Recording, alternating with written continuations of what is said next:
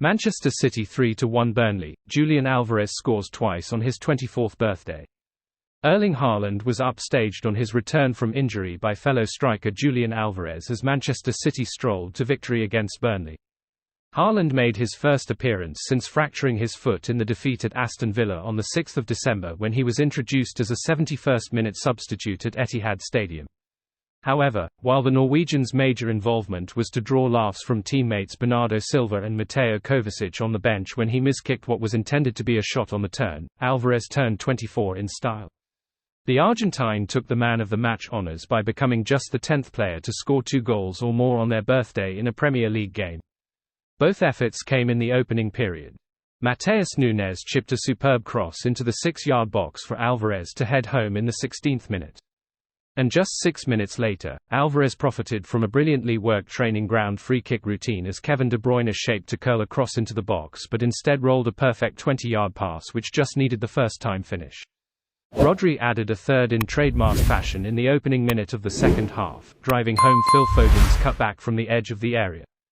Burnley boss, and former City captain, Vincent Kompany would have been pleased with the way his side kept battling until the end.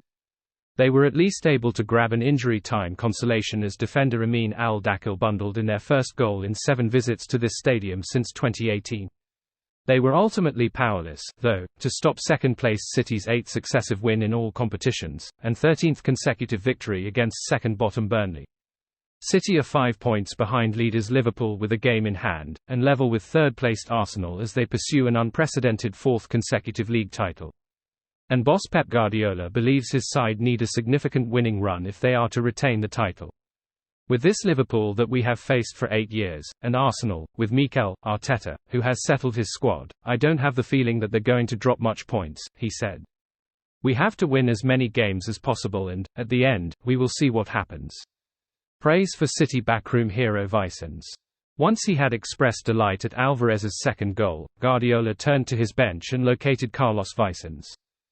A decent youth player from the Balearic Islands, Vicens spent his career in the Spanish lower leagues before eventually turning to coaching. Remarkably, he initially came to City on work experience in 2017 and was eventually appointed assistant coach to the under-12s and under-13s teams before working his way up to under-18 level. Vicens is now City's set-piece coach and Guardiola appreciated the work that would have gone into an initial idea being executed to perfection in a Premier League game. Of course, the plan is only one aspect. You also need players with the ability to execute, and in De Bruyne City have one of the very best in the world. Starting for the first time since suffering a recurrence of the hamstring injury he initially sustained in the Champions League final at Burnley on the opening day of the season, De Bruyne took deception to traitors levels. He stared into the penalty area and raised his arms to indicate the kind of cross that was coming before quickly changing his body shape to roll his pass straight into Alvarez's path. With City in control after that strike, it was just a case of waiting for Haaland's return to action. The forward was cheered when he came out for his warm-up and again when he replaced De Bruyne. There was a familiar menace about his running style and the way Haaland attacked the ball.